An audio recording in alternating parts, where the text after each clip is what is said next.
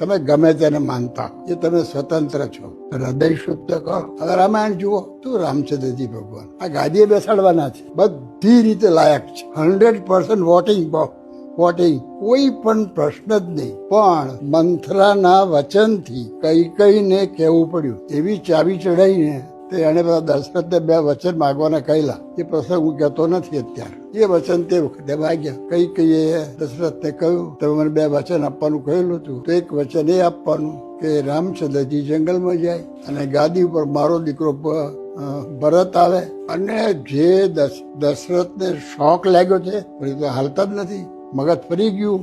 રામચંદ્રજી સ્થિર છે. હિમાલય હાલે તો રામચંદ્રજી હાલે, કઈ વાત. કે મારા દેશનો પ્રશ્ન જ ક્યાં છે? જ્યાં મારા પતિ હોય ત્યાં જ હું હોઉં, પણ તમારે જંગલનું દુઃખ સહન નહીં થાય. અને ચિંતા થાય કે રામચંદ્રજીનો મારી પર એટલો પ્રેમ છે કે હું ગમે તેટલું દુઃખ સહન કરી શકીશ. તો લક્ષ્મણજી તૈયાર થઈ ગયા કે ભાઈ અને ભાભી જંગલમાં જાય. ત્યાં જંગલમાં બધી જાતના બધી મુશ્કેલીઓ હોય. એના પત્ની ઉર્મિલાએ એક પ્રશ્ન પૂછ્યો નથી કે તમારે શું દાટ્યું છે, મારે શું કરવાનું. એક પ્રશ્ન.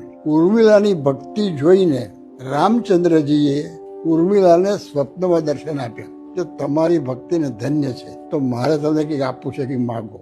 ઉર્મિલા કે મારે કાંઈ જોઈતું નથી, કે તમારે જો આપવું જ હોય તો એવું આપો કે હું લક્ષ્મણજીને કદી યાદ જ ના આવું. હું યાદ આવું તો તમારી સેવામાં ફેર પડે.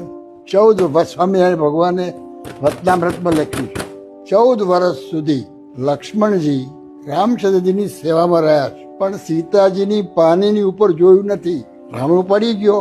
હવે સીતાએ વિચાર કર્યો કે રામચંદ્રને શોધવા આવવાના છે, એટલે પોતાના ઘરેણાં કાઢી અને સાડીમાં ફાડી પોટલી કરી નીચે નાખી. અને રામચંદ્ર લક્ષ્મણજી શોધવાની પોટલી હાથમાં આવી તો રામચંદ્રજીએ લક્ષ્મણને પોટલી બતાવી, નાકને વારી બતાવી, કાનનું બતાવ્યું, ઘરેણાનું બતાવ્યું, હાથનું બતાવ્યું, કે મને ખબર નથી પડતી, પગનું ઝાંઝર બતાવ્યું. આ સીતાજીનું છે. શું તમે વાત કરો છો? શું ભક્તિ છે?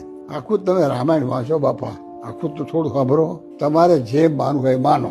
અહીં સંયમ છે જ નહીં.